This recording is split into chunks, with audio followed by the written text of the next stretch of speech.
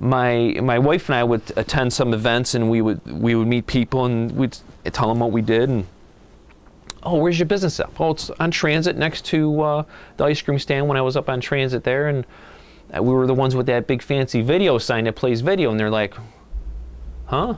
It's like, we drive that way every day, and we never seen a sign. It's like, we probably had a good, I would say 20% of the people haven't even seen the sign.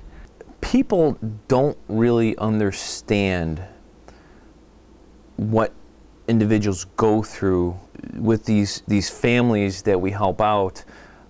Many of them are terminally ill. Some, absolutely. Some aren't. A lot of the bills, I mean, you're talking medical bills, probably minimum, you know, some maybe as cheap as $5,000, but it's probably easily getting to $150,000, $200,000. So by doing a fundraising event that raises, you know, any kind of money, helps the families out.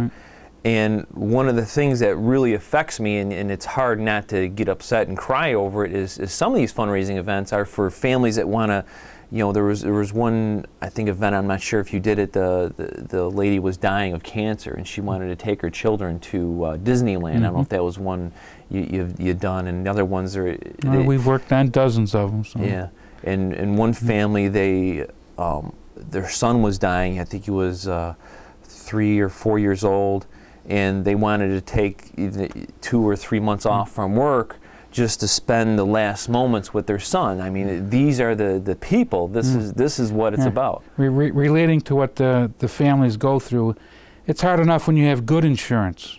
There's always deductibles and parts of the bill that are left over. Even if you have good insurance, you're still going to be faced with tremendous amount. It could be easily running at hundreds of thousands of dollars. Then you tack on that people that have no insurance. And a lot of these events, what we're really talking about is people have to make up their minds. Do they go back and live with their parents? Do they go back and live with an aunt or an uncle because they can't afford to pay their rent or pay a mortgage?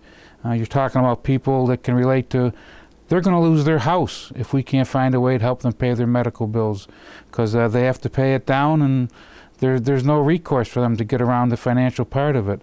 That's where people like you and Sue, when you come in with your advertising to help these people, now all of a sudden they got a fighting chance. They can put enough money aside that they can slowly but surely pay these medical bills, keep their house, keep their family together. There's been stories where people have said, well, one of our kids went to live with a grandparent, the other kids are going to...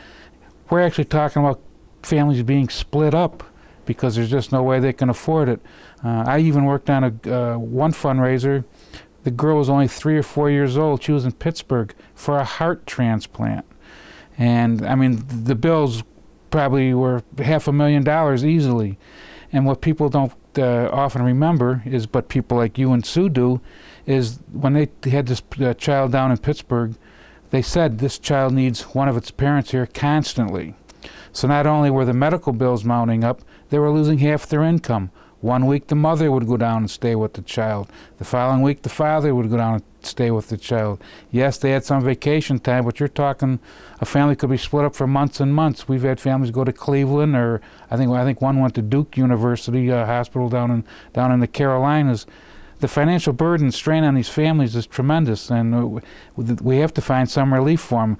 And I don't think throwing people out of their homes is the answer to having these medical bills go away. That's why we need the sign, we need the publicity, we need people like the Mongielos in our community to help these families get through these rough edges.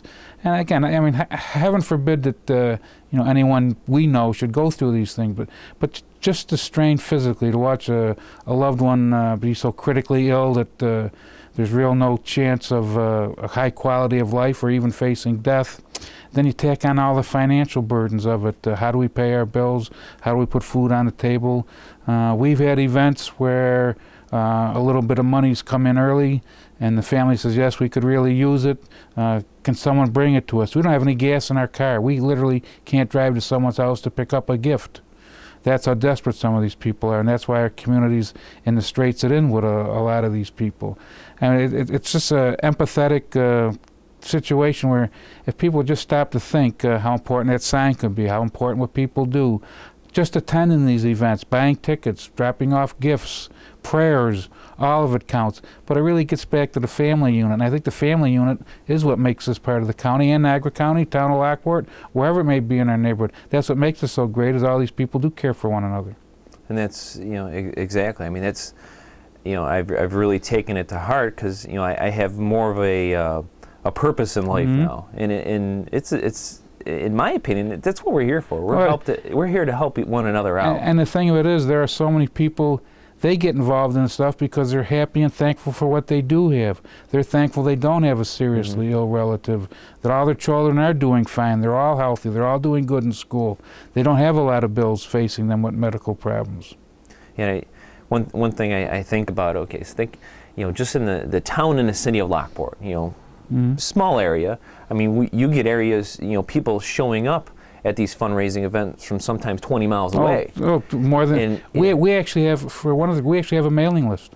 You do, there really? are people, Erie County, Genesee County, Orleans County.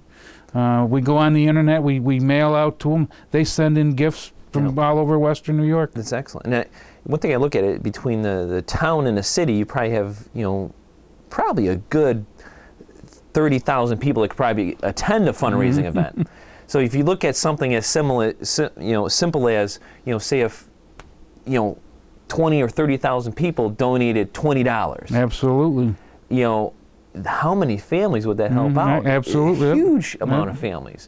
That's why, you know, fundraising organizations and people that, you know, help organize and market these events, you can raise a lot of money.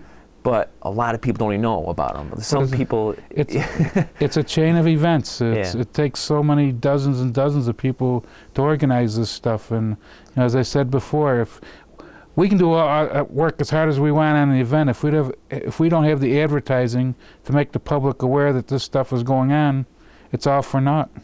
And if people are looking for when these events are, on my website, mylockport.com, I have a calendar of events on there. If you know about a fundraising event, please send it to me, and I can put it on my website. Also, on the website is links to, I think, Rainbow will Help. I have a link on there. They do a lot of things to help, you know, local residents out. Well, there's almost every civic group in one way or another is involved with all of these events. Well, not each group is involved with every event, but every group is involved with some of the events. And please go to an event, because you really don't realize what it's like unless you go to one. So if you hear one, if you see a sign, you know, in a restaurant about a fundraising, please show up. Bring a friend, bring a family member. You'll be surprised what a great time it is. They do these little Chinese auctions where they, you know, you buy one thing for $5 or $1, and it has, like, you know, what, 20 tickets on it or something, and you put a ticket in whatever basket you want, and there's, you know, there's minimally, what's the least amount of baskets at some of these events? Gosh, we usually, a lot of the events will have a couple hundred baskets. And at the most? Probably 300 or 400. 300, 400. Absolutely. So there's probably a 99% chance you're going to go home winning something.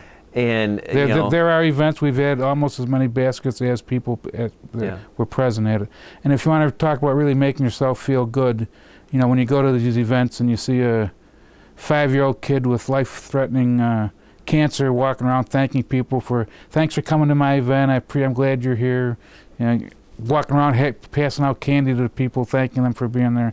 And believe me, the warmth you'll feel just for knowing that you helped that family is more than you could ever ask for. Yeah, and it's a good feeling.